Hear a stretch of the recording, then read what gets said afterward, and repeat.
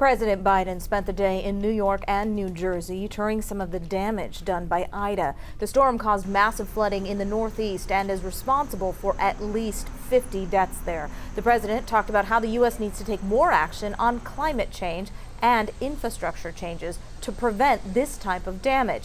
CBS News' Wendy Gillette is live in Manville, New Jersey. Well, Wendy, the damage from Ida is creating a new push for Congress to pass the infrastructure legislation.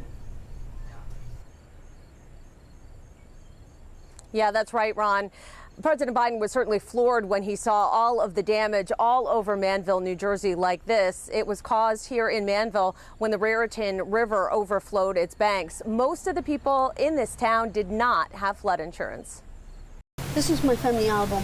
Anita Mente's family photographs were washed away by the floods in Manville, New Jersey, unleashed when the remnants of Ida roared through last week. The curb outside the home that's been in her family for 30 years is lined with ruined belongings. What do you want done? I want to change the infrastructure. I would like to have to see that the people, that the Manvillians and Manville itself is being cared for. President Biden toured the damage in Manville and spoke with local leaders about how the federal government is trying to help and why climate change has added urgency to Congress passing his infrastructure bill.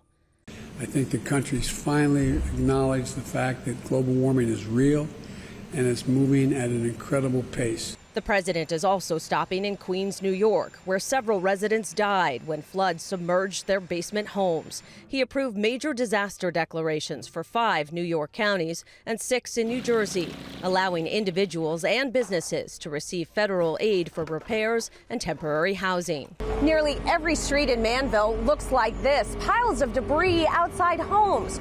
Crews are beginning to clean it up, scooping it into dumpsters. Anxiety, stress.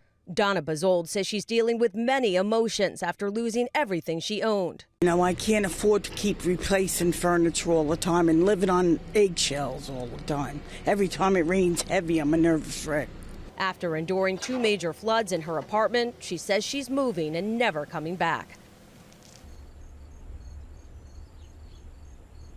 The White House is asking Congress for an additional $24 billion to cover the costs of Ida and other natural disasters. Ron? And Wendy, what are the cleanup efforts like up there?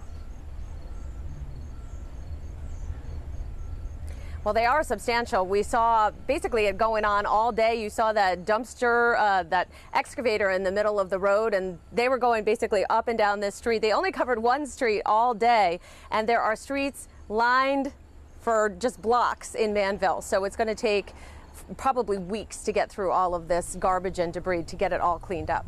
Oh, those people are in our hearts up there. We know what it's like. Thank you so much, Wendy Gillette.